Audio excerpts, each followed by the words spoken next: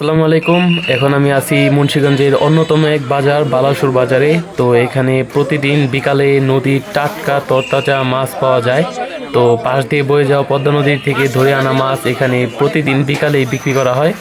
তো এখন আমরা দেখাবো এই বাজারে আজকে কি কি মাছ উঠছে। তো আলহামদুলিল্লাহ অনেক সুন্দর একদম ফ্রেশ মাছ এখানে আসলে আপনারা পাবেন ইনশাআল্লাহ।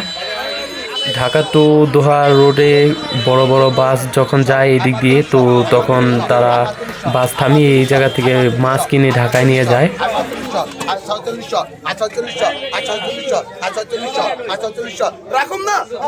বন্ধুরা দেখতে পাচ্ছেন এখানে নদী থেকে জেলেরা মাছ ধরে এনে এখানে নিলামে উঠাচ্ছে, আর যারা বিক্রি করবে তারা এখান থেকে কিনে নিয়ে তারপর বিক্রি করছে।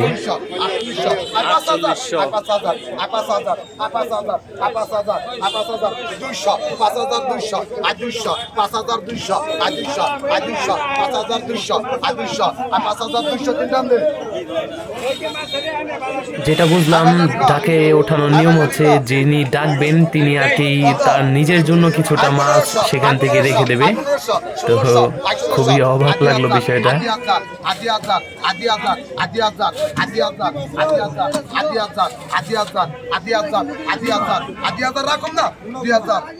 প্রতিদিন বিকালে এই জায়গায় পাশ দিয়ে বয়ে যাওয়া পদ্মার একদম তরতাজা মাছ পাওয়া যায়।